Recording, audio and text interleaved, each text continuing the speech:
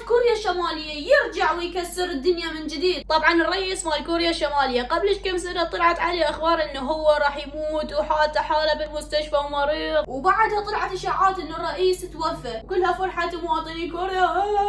ورا ما المواطنين مال كوريا فرحوا وقاموا يحتفلون وهاي، فجأة طلع لهم الرئيس بتصريح وقال لهم اخوان شو السالفة، انت انت مقلبكم اشوف من راح يفرح ومن ما راح يفرح بموتي. راحوا بيها.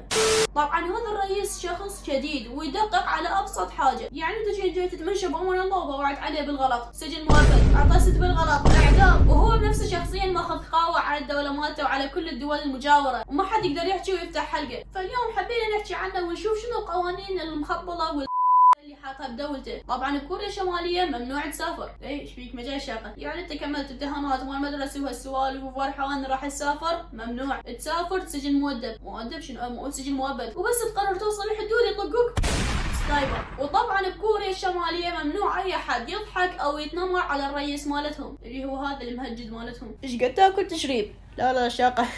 حرية التعبير معدومة. وطبعا بكوريا إذا حبيت تتحلق من هالأمور، حاب تغير تسريحتك، ما راح تقدر تختار قصة الشعر اللي تريدها. عيني بينتها شلون زينك؟ عيني سوينا فد منا أنا خط، وهذا شوي وقفوا لهنا، وهذا منا كله صفر، ومنا شوي حفر، ومنا هيجي حرف اي. لا حبيب ماكو هيجي شيء عندنا بكوريا، يعني ماكو تقول له حط لي من هنا خط ومن هنا خط ووقف لي اياه هيجي وهذا زينه كله صفر، لا ماكو هذا الحكي. الحلاق يقدم لك منيو او قائمه ويقول لك اختار من يمهن اللي تريده. عندك 28 قصه شعر، اختار واحده من يمهم. 10 قصات شعر منهم للرجال و18 منهم للنساء. طبعا شايف هذا اللي يوقف قدام مدارس البنات لمن يحلن وشعره عاور السقف مال بيتنا عباله جديد المهم راح نخلص من يمه اذا كنا بكوريا. طبعا بكوريا ما عندهم تاريخ معين مثلنا. الرئيس كان صافن وضايج، قال ليش ما نغير تاريخ دولة ميلادنا الى تاريخ ميلاد ابويا؟ دولتي وبكيفي. يعني هسه احنا بالعراق بعام 2023 بالشهر الخامس يوم 19، وبكوريا يطلع عندهم عام 7323. اي نعم بكيفهم، وعندهم شهر العشرين ويوم 99. وطبعا بكوريا كل 5 سنوات يصير عندهم انتخابات، اللي هي مجموعة اشخاص يقدمون نفسهم حتى يصيرون رؤساء الدولة باختيار من المواطنين. لا من المواطنين يمكن ما ادري من مجلس النواب، ما ادري والله ما ادري. فطبعا ماكو اي احد يرشح الانتخابات لان كلها تخاف من الرئيس مالتهم. وبالتالي الرئيس يبقى نفسه.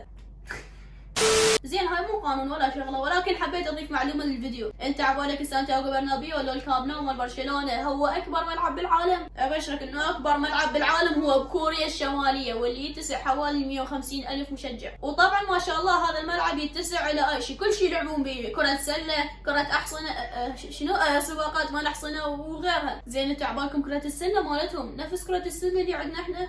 ما عرفوا شغله بحالها. طبعا انا ما اعرف كرة السله فما راح اتدخل بالقوانين، يعني قوانينهم تختلف. مثلا عندنا هنا على الجول 3 نقاط، يعني يجوز عندهم 100 نقطه لو هيك شيء، يعني انا ما اعرف بالقوانين الصراحه، ما بحثت عن داخل القوانين، ولكن القوانين تختلف. زين تدرون مره كوريا الشماليه تاهلت لكاس العالم، بس الرئيس مالتهم فجاه قرر انه ينسحب من البطوله. اي نعم بدون اي سابق انذار قرر انه ينسحب من البطوله فجاه هيك، قال كيفي دولتي ما حد يحكي وياي. زين هنا راح نطب بالغميج. تدري بكوريا انه ما عندهم انترنت؟ هوبا سناب شات وتيك توك وحركات الدلع هاي ما عندهم حبيبي. زين تدري بكوريا انه ما عندهم تلفزيون؟ لا هم عندهم تلفزيون بس عندهم 3 قنوات فقط، وهذين القنوات ما يشتغلون الا اذا بنهايه الاسبوع. 2 من يم هذين القنوات نهايه الاسبوع، واحده من يمين بنص الاسبوع وفقط بالمساء. زين تدري انه ممنوع تخابر او تتصل مكالمه دوليه، لا ويعتبروها جريمه فوقاها. زين تدري اذا انت كنت داخل اجتماع ويا الرئيس ممنوع تنام داخل الاجتماع او تخفى بالغلط. ومره واحد سواها ولقى. وطبعا لازم بكوريا شكو بيت يعلقون صورة الرئيس مالتهم. زين تدري مرة صار حريق ببيت من بيوت كوريا، فالأم قبل راحت تركض على ولدها جهالة طلع برا، طلعتهم برا البيت من الحريق. فجت الحكومة وسجنت هذه الأم. يابا ليش؟ لين ما نقضت صورة الرئيس. المفروض أول شيء تسويه لما يصير حريق إنه تنقذ صورة الرئيس وتطلعها برا، وبعدها تروح لأولادك. وطبعا ممنوع تقود السيارات بروسيا، قصدي بكوريا. يا أخي هذول ايش يسوون؟ ما عندهم شيء، هذول شو يسوون بالأيام العادية؟ واللي يريد يسوق سيارة لازم يكون عنده منصب بالدولة، مو بس هيجي، لازم من كل 100 شخص عنده منصب بالدولة لازم يكون واحد منهم عنده سيارة. زين تدري ممنوع الابتسام او التكلم بصوت عالي بيوم 8 يونيو. بيوم 8 يونيو من كل سنة ما يصير تضحك او تبتسم او تعلي صوتك، لان بمثل هذا اليوم هي ذكرى وفاة الجد الرئيس مال كوريا. زين تدري ممنوع الدين بكوريا؟ لا اله الا الله، الشعب كله ملحد باختصار. لا اله الا الله. يا اخي هذا ايش يسوي بدولته؟ خربها.